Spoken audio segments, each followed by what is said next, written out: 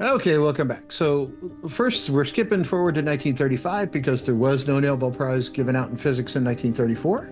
The committee decided that there was no work done that year that had been nominated that was met the criteria for the prize. So, in 1935, James Chadwick won the prize for the discovery of the neutron, which is a lot trickier to do than it sounds. The electron was discovered because it has charge, it's negatively charged, so you can throw it in a magnetic field, do things to it. Proton, you got the same thing, except it's positively charged. Neutrons are tough because they're physically very small. They're very light in comparison to things in the world around us, like your computer mouse or your car keys or key fob or whatever it is. It's very light by comparison to that. So you can't just say, "Well, let me get a stack of them and throw them on a scale." Plus, they don't tend to sit still. So it previous to this, the neutron had only been theorized. That work was done by a very trusted and well-known physicist named Ernest Rutherford, who's still studied in graduate schools all over the world today. But in 1932, that theoretical work became vital because James Chadwick came along and proved that the neutron was actually real. And that actually became very important in both the creation of nuclear power reactors as well as during the Manhattan Project. So let's take a look at not only neutron radiation, but how he discovered that neutron. Now, when Herbert Becker and Walter Both both directed alpha particles, which are basically the nucleus of helium atoms, at beryllium in or around 1930, what they found was there was a strong form of penetrating radiation being emitted. Nobody was quite sure what that was. There were a bunch of hypotheses about it, but sort of the leading one for a while was that it could be some type of high energy electromagnetic radiation.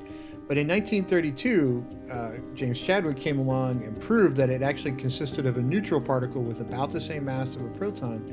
And what he did in the process was he verified Ernest Rutherford's earlier theoretical work, and now they had proven the neutron. Now let's take a little bit closer look at that. The way he accomplished this was he used a polonium-210 source, which is known to emit alpha particles, which is a type of radiation, very high energy stuff.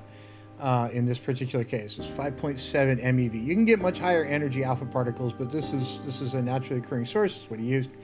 And what that did was he used it to bombard a beryllium target, and that beryllium target ended up producing some sort of weird free radiation coming out of it. And what he did was he had that collide with paraffin, just paraffin wax, and that would release the protons or hydrogen atoms from the paraffin. So what happens is, as the neutron goes in, every once in a while, one just makes a direct hit with the nucleus of a hydrogen atom and knocks it free, and you can then send it into a detector, some sort of radiation detector, Geiger counter, something else, and you can then detect that because it is positively charged. So really what you're doing is playing subatomic pool balls with nuclei and penetrating radiation and sending the positively charged nucleus out the other direction. And because we know the neutron is about the same mass, you can actually very easily calculate what the energy of that incident neutron would be. So really you're measuring a secondary effect. Think of it like the cue ball bouncing off a pool ball when you play pool. You're really all you're doing here, just doing it on a subatomic scale. And that turned out to prove that the neutron was there. Well, what else might you use that for? Neutron radiation not only turns out to be very, very dangerous if you're not careful, but it also turns out to be very, very useful. So in the world of fission, if you're looking at like a uranium reaction, for instance, if you bombard a uranium pile with extra neutrons, you can actually induce fission reactions and get them to speed up. This is one of the things they talked about in the movie Oppenheimer, if you saw that. That could be done in a very controlled fashion, or that could be done in a runaway fashion. The controlled fashion gets you among other things, gets you a nuclear reactor. The runaway version gets you a nuclear weapon. That's very easy to control the difference in between those two. Once the reactor does go too far, it gets difficult to control, but there's ways to mediate that reaction rate as well. So yes, you can get it to speed up, you can also get it to slow down. But without knowing how to get those neutrons in the first place or where those neutrons come from, they become very difficult to control. So if you understand them and you understand how to get them, you understand how to generate them, you can then understand uses for them and do that in a very controlled fashion. If you don't understand where the neutron comes in the first place or how to get that neutron out of something, you've got a bit of a problem. So this is sort of a first step into us being able to understand how to harness the true power of the nuclear world when it comes to nuclear fission reactions, which can produce giant reactors that can power huge cities or giant ships on the sea, like giant aircraft carriers and whatnot. So this is a necessary first step into that world. Now, as we enter this era of physics, remember we're heading headlong into World War II.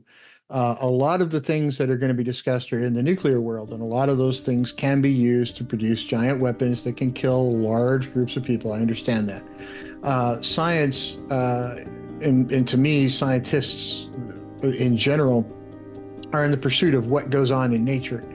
At least my career has always been based around I want to understand things.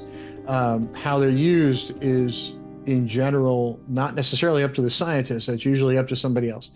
Now, anything we build, whether that's a cell phone or whether that's a rifle, a knife, a machete, anything can be used for both good and evil purposes. I understand that. The nuclear world, yes, it can be used for shockingly evil purposes, but the nuclear world can also be used for shockingly good things. You can power giant cities without having to produce any greenhouse gases. Yes, there is potential for disaster, which we saw in things like 3 Mile Island here in the United States, for which there were no fatalities. Certainly the Russians saw it in Chernobyl, but that was a shockingly old reactor design that wasn't well maintained. So it had its problems. Certainly Fukushima had a problem, but if you look at how many deaths there have been from nuclear reactors and compare that to how many deaths there have been from accidents in greenhouse gas power generation over the years, or mining accidents or other things, pales by comparison. Yes, I understand it can be used for weapons of war, but the secret's out of the cat's out of the bag on that one, right? So that the world knows how to build those, and it's not up to science or scientists to turn back the clock and say, let's uninvent the nuclear world. We know it. We understand it. We can either use it for good things or we can use it for bad things, and that's up to the human side. That's not up to the science side. One thing we do have to do is respect that science and understand that it is out there, and let's try to figure out ways to use it for good instead of for evil. And without the neutron, without the discovery of the neutron and the understanding of really how to control it and how to generate it when you want it, increase radiation rates, decrease radiation rates, bombard the right thing, produce something else. Without that information, without that basic science understanding, we would not have been able to do a lot of the things in the nuclear world we've done. So that's the discovery of the neutron. And we'll see you on the next one. Please don't forget to click subscribe and like. It does help us out with the algorithms on YouTube. I'll see you in the next video.